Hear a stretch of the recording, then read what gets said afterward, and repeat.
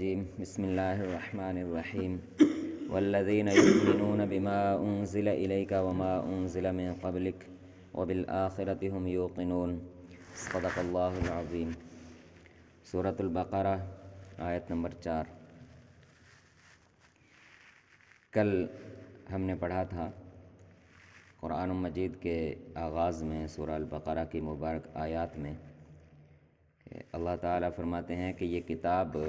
ہدایت ہے متقین کے لیے، ڈرنے والوں کے لیے۔ تو یہ تقوی کیا چیز ہے اور کون کس وقت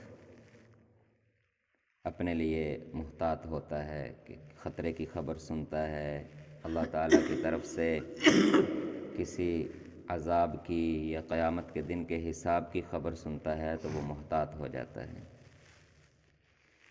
اہل کتاب جنہیں ہم عام طور پر یہودی یا عیسائی کہتے ہیں، وہ اپنی کتابوں تورات اور انجیل سے محبت کا دعویٰ کرتے تھے۔ تو اب سوال یہ تھا کہ وہ محبت کا دعویٰ کرتے ہیں، وہ مانتے ہیں، وہ اللہ تعالیٰ کو بھی مانتے ہیں، اللہ کی کتاب کو، تورات کو یا انجیل کو بھی مانتے ہیں اپنی زبان سے۔ اب اگلا سوال یہ ہے کہ کیا وہ جو کچھ ان کے اندر موجود ہے، اللہ تعالیٰ کی طرف سے جو احکام نازل کیے گئے ہیں، کیا ان پر بھی ایمان رکھتے ہیں؟ اگر تو وہ انہیں کھولتے ہیں، انہیں پڑھتے ہیں اور جو اللہ تعالیٰ کی طرف سے ان پر احکام نازل کیے گئے ان کو بھی مان لیتے ہیں تو پھر تو واقعتاً وہ تقوی والے ہیں۔ لیکن اگر وہ صرف ان سے بس اعلان ہی کرتے ہیں، اپنی ایک ضد بنا لیتے ہیں کہ بس یہ ہماری کیونکہ تورات ہے تو ہماری یہ ضد ہے، ہم اس کو مانیں یا نہ مانیں، اس پر عمل کریں یا نہ کریں، بس یہ ہماری کتاب ہے، ہم اسے نہیں چھوڑ سکتے۔ اس طرح انجیل والے اور آج ہم قرآن والے، ہم اللہ کو بھی مانتے ہیں، محبت کا دعویٰ کرتے ہیں، اللہ کے رسول صلی اللہ علیہ وسلم کو بھی مانتے ہیں، ان سے محبت کا دعویٰ بھی کرتے ہیں، قرآن سے محبت کا دعویٰ اور ماننے کا دعویٰ بھی کرتے ہیں۔ لیکن سوال اصل وہ اپنی جگہ پہ رہ جائے گا، کیا اس کے اندر جو کچھ نازل ہوا ہے ہم اس پر بھی ایمان رکھتے ہیں کہ نہیں رکھتے؟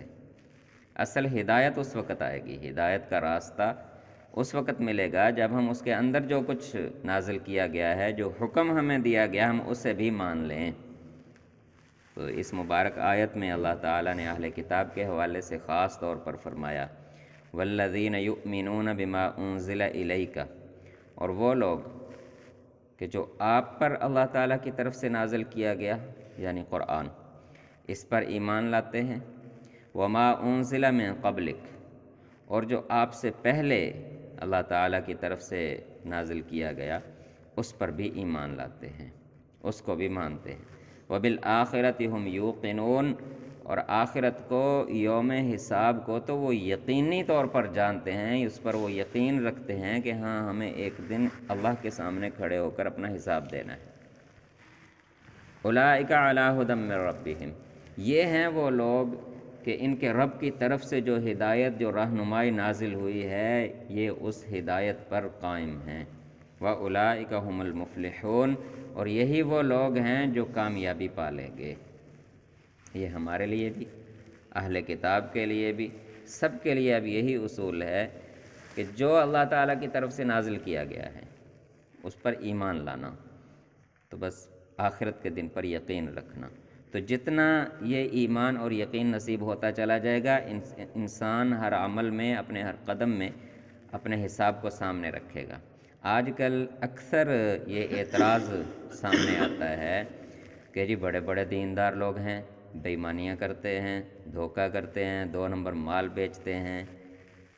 تو اس کی وجہ کیا ہے؟ اس کی وجہ وہی ہے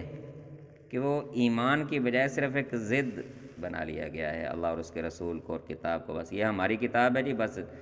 جو کچھ رواج ہے، تھوڑا بہت نماز بھی پڑھ لیتے ہیں، ظاہری طور پر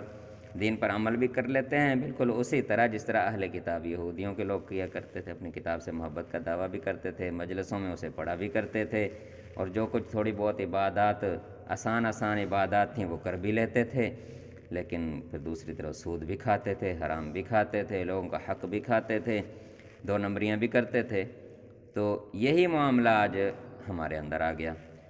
تو یہ چیز پھر لوگوں کو یہ طعنہ دینے کا موقع مل جاتا ہے جی دیندار ہو کر، نمازی ہو کر، جی دیندار ہو کر یہ کام کرتے ہیں۔ حقیقت یہ ہوتی ہے کہ وہ دینداری ظاہری طور پر ہوتی ہے، جو کچھ اللہ تعالیٰ نے نازل کیا ہے اس پر ایمان رکھ کے اسے دل سے مان لینا، اور آخرت پر یقین کر کے اپنا ہر قدم اس طرح اٹھانا کہ کسی کو میری طرف سے کوئی نقصان نہ پہنچ جائے، مجھے اپنے نامہ اعمال میں کل کوئی کھڑا ہو کر جواب نہ دینا پڑے۔ تو جب انسان اس مقام پر آ جاتا ہے تو پھر اللہ تعالیٰ کی طرف سے اعلان ہے کہ ہاں اب یہ جو ہے وہ اللہ تعالیٰ کی طرف سے آنے والی ہدایت پر چل رہا ہے، اب یہ کامیابی تک پہنچ جائے گا۔ اللہ تعالیٰ ہم سب کی گمراہی سے، ضلالت سے حفاظت فرمائے۔ ایمان